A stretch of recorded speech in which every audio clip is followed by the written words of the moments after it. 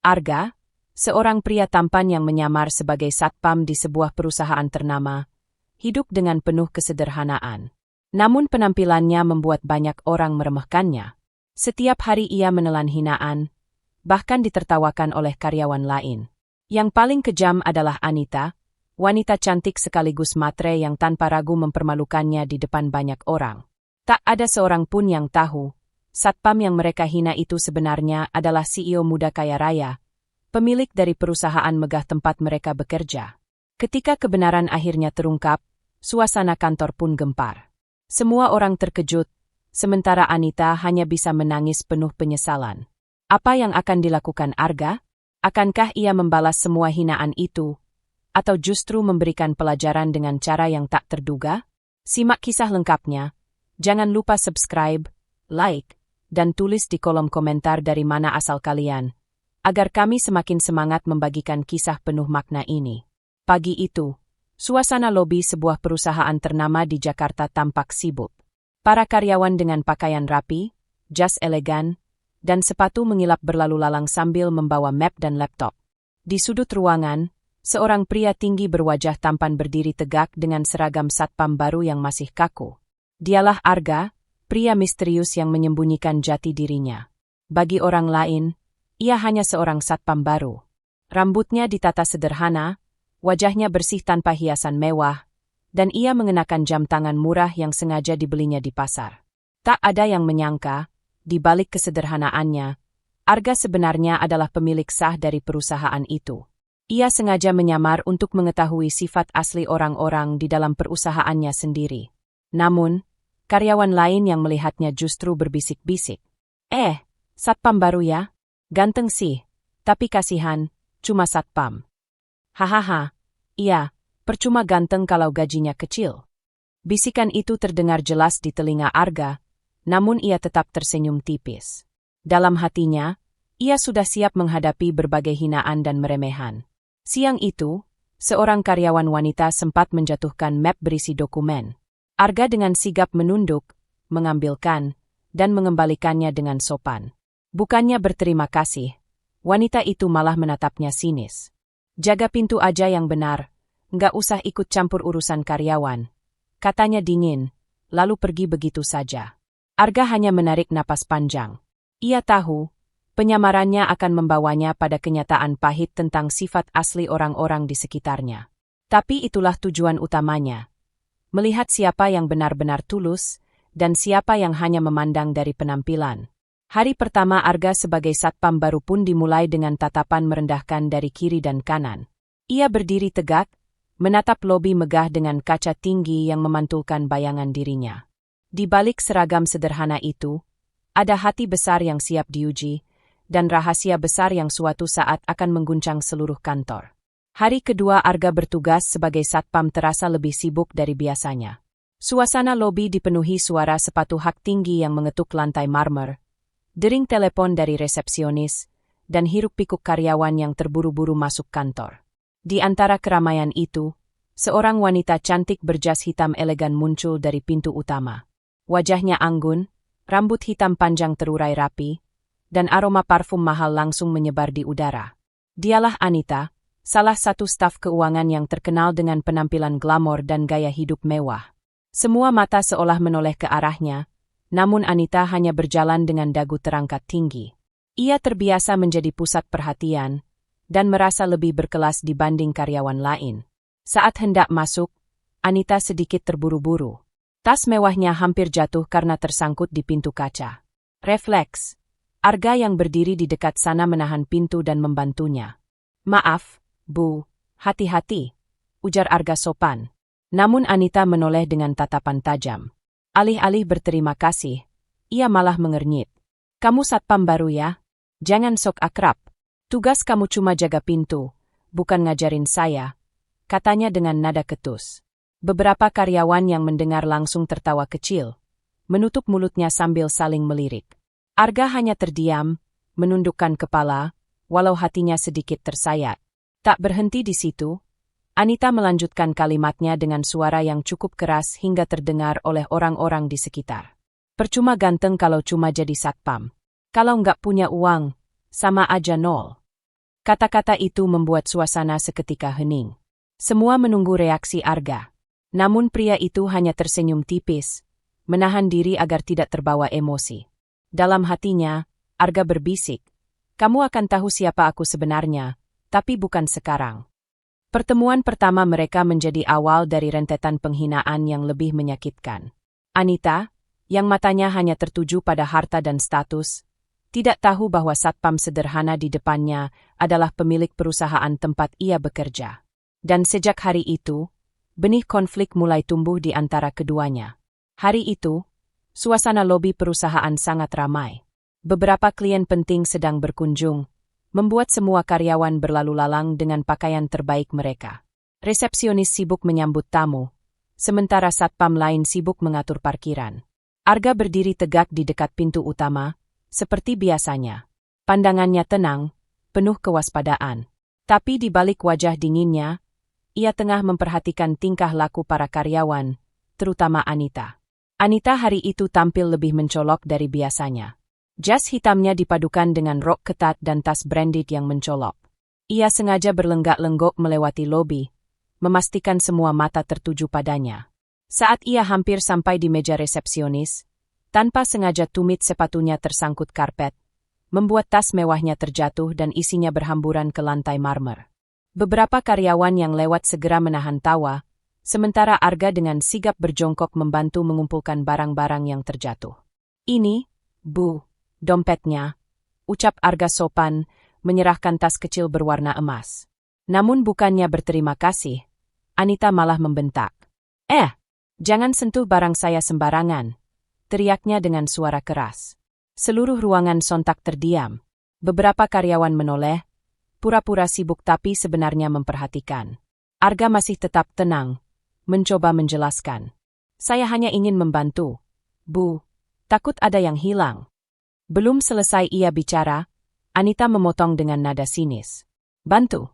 Kamu itu satpam. Kerjaan kamu cuma berdiri di pintu. Jangan sok jadi pahlawan.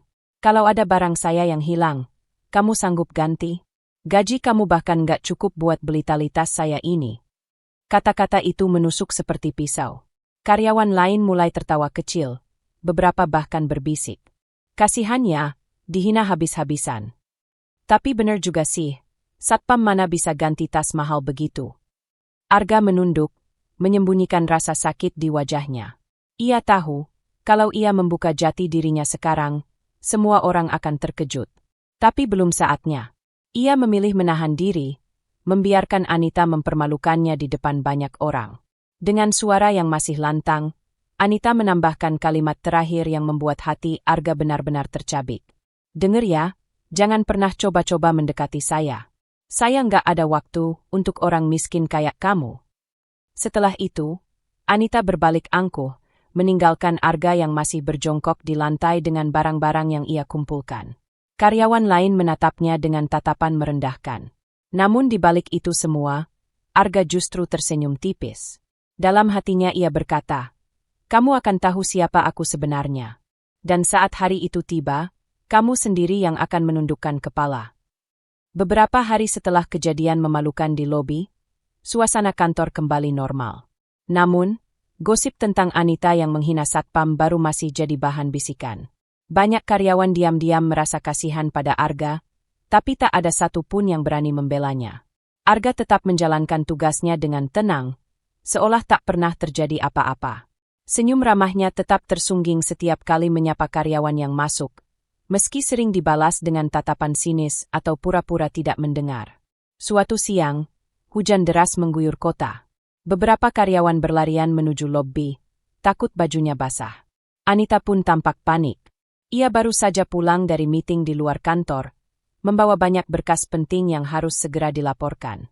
Sayangnya, payungnya tertinggal di mobil, dan sopir pribadinya tak kunjung datang menjemput.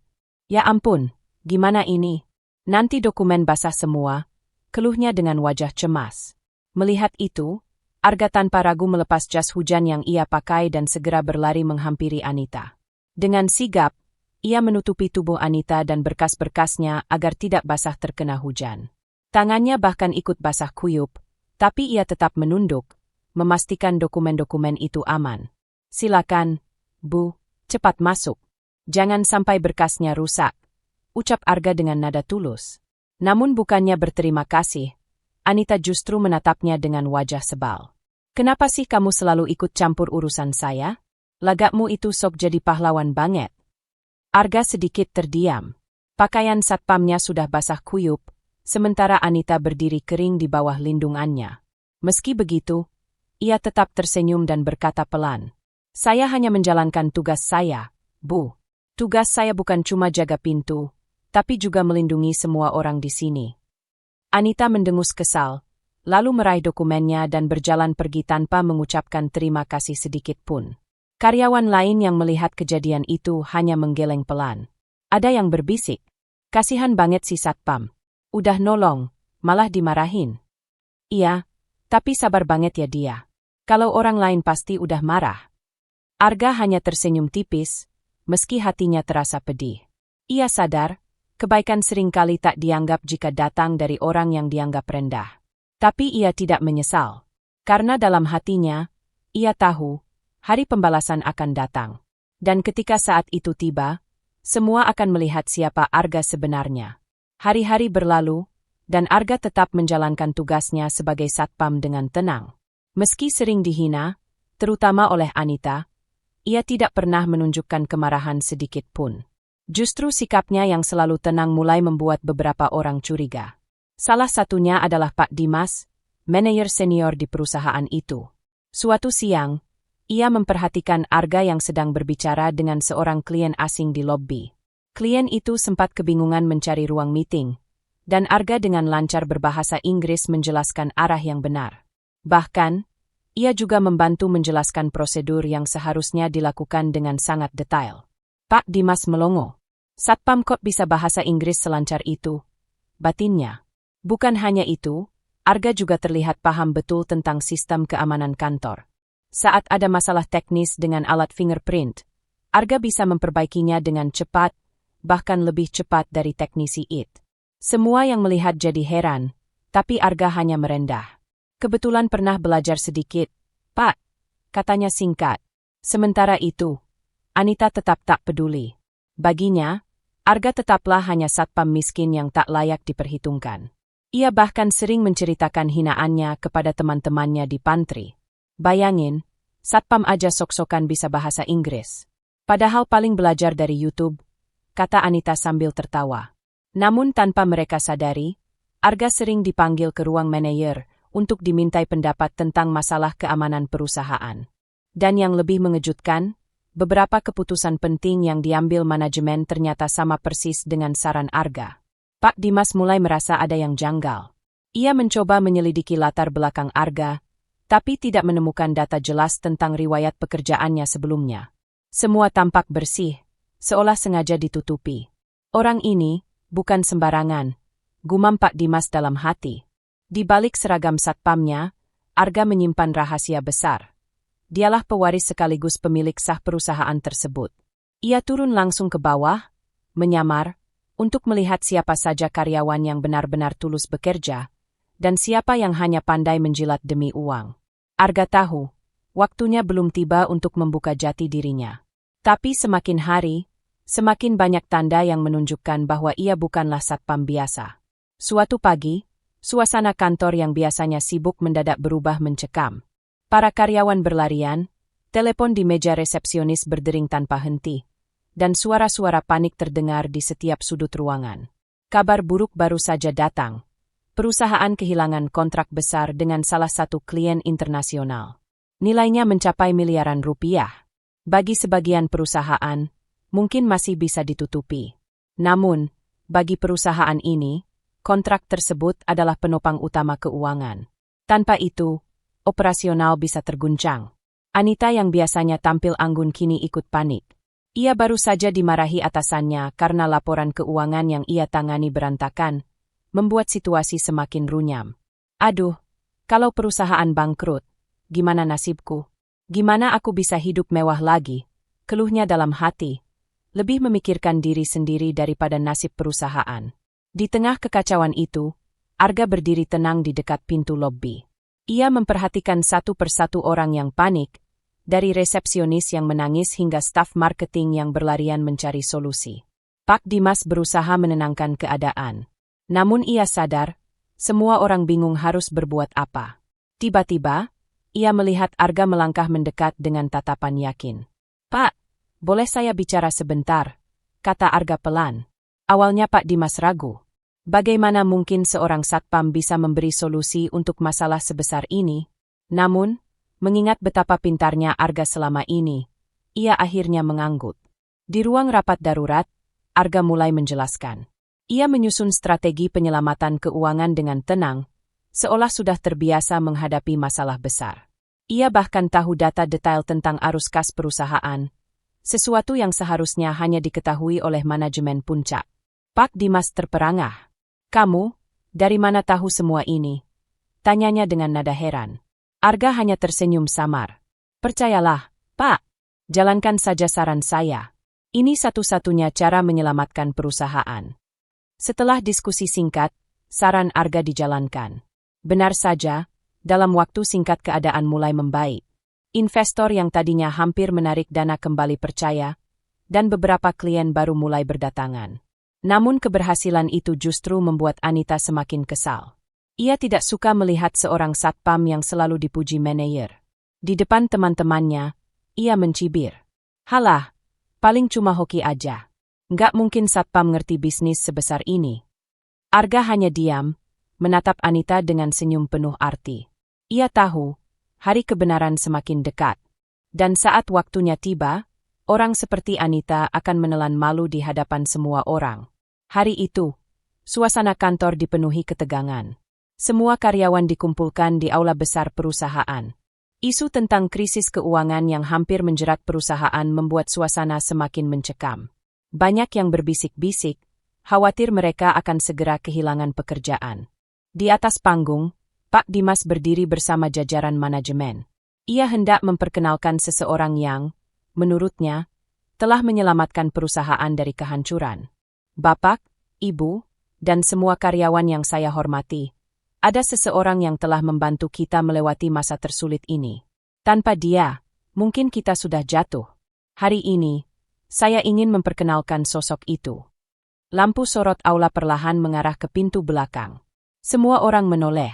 Dari sana, tampak seorang pria berjalan perlahan. Tubuh tegapnya dibalut jas hitam elegan, kemeja putih bersih, dan jam tangan mewah yang berkilau. Wajahnya tampan dan penuh wibawa. "Arga?" bisik beberapa karyawan dengan mata terbelalak.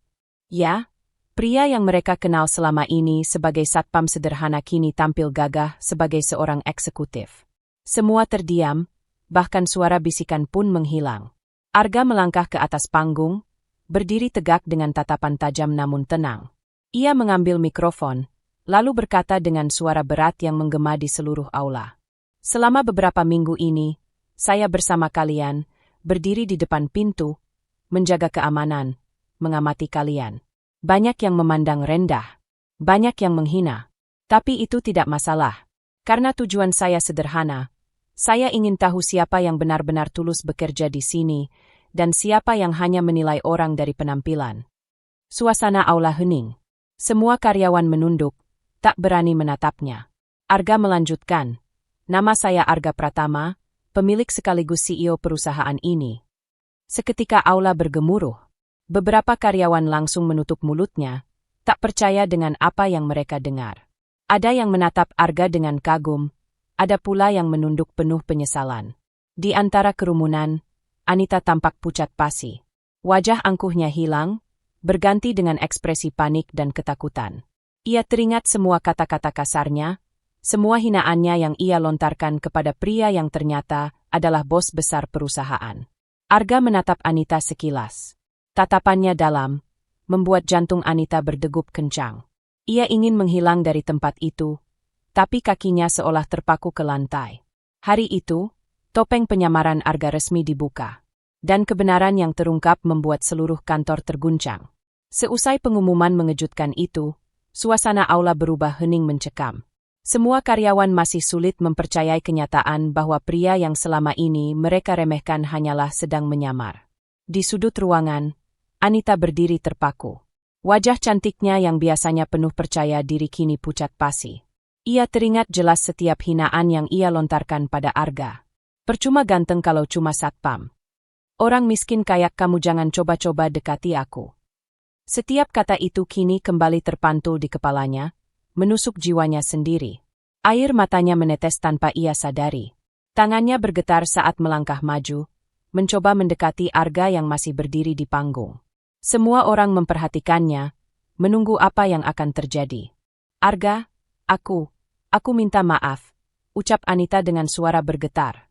Ia menunduk, tak berani menatap mata pria yang dulu ia remehkan. Aku nggak tahu siapa kamu sebenarnya. Aku salah, aku terlalu buta oleh status dan harta. Arga menatapnya dengan wajah datar. Senyumnya samar, tapi sorot matanya tajam. Anita, kamu nggak salah menilainya. Justru kamu menunjukkan siapa dirimu yang sesungguhnya. Kamu menilai orang bukan dari hati, tapi dari penampilan dan kekayaan. Anita terseduh, berusaha mendekat lebih dekat. Tapi aku bisa berubah. Arga, tolong beri aku kesempatan. Karyawan lain berbisik-bisik. Sebagian merasa iba, sebagian lagi mencibir. Semua tahu bahwa Anita dulu adalah orang yang paling keras merendahkan Arga. Arga menunduk sebentar, lalu berkata dengan suara dalam yang menusuk hati.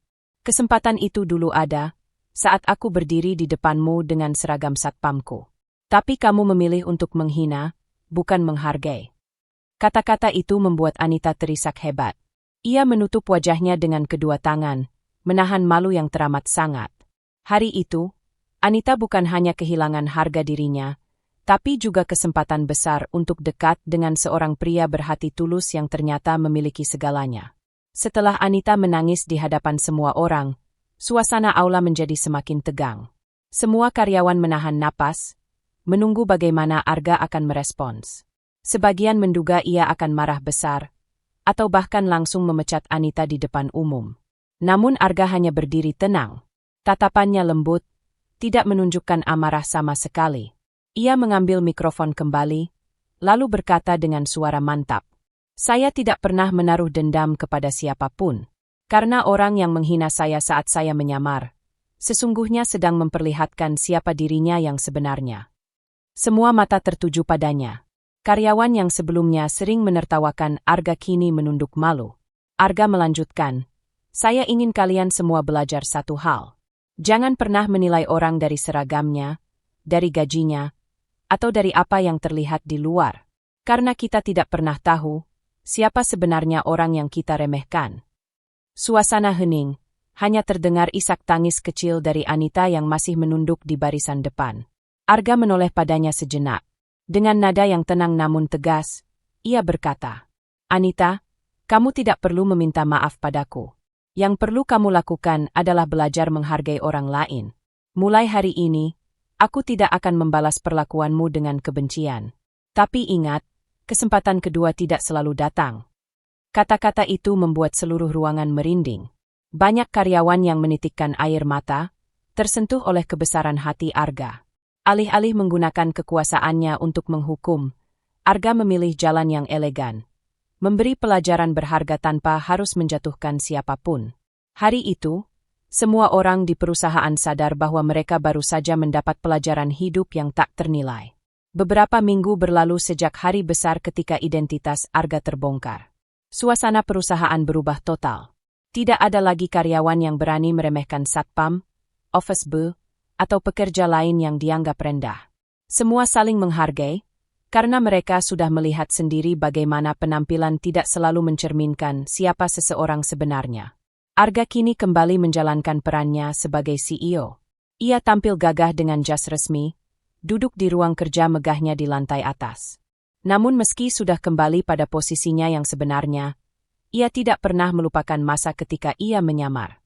Ia tetap rendah hati, menyapa satpam, OB, hingga resepsionis dengan senyum tulus setiap hari. Anita, di sisi lain, berubah drastis. Ia tak lagi menjadi wanita angkuh yang hanya peduli pada harta. Setiap kali berpapasan dengan Arga, ia menunduk dalam-dalam, menahan air mata penyesalan. Ia tahu, tidak ada lagi kesempatan baginya untuk dekat dengan pria berhati besar itu. Yang tersisa hanyalah pelajaran pahit yang akan ia kenang sepanjang hidupnya. Suatu sore, Arga berdiri di depan jendela kantornya, menatap kota Jakarta yang ramai. Ia menghela napas panjang, lalu berkata pelan pada dirinya sendiri. Kadang, untuk tahu siapa yang benar-benar tulus, kita harus turun ke bawah dan melihat dari mata orang kecil. Kata-kata itu terngiang di hati banyak orang yang mengenalnya. Karyawan yang dulu menertawakan kini menghormatinya. Mereka menangis haru, bukan karena takut, tapi karena merasa bersyukur pernah mendapat pelajaran hidup yang begitu berharga. Hari itu, cerita tentang seorang satpam yang ternyata CEO menyebar luas, menjadi kisah inspiratif bagi banyak orang.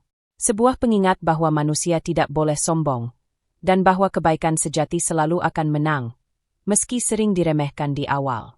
Dan begitulah akhir kisah Arga, seorang pria yang memilih menyamar demi melihat hati manusia yang sebenarnya, dan meninggalkan pelajaran yang tak akan pernah dilupakan.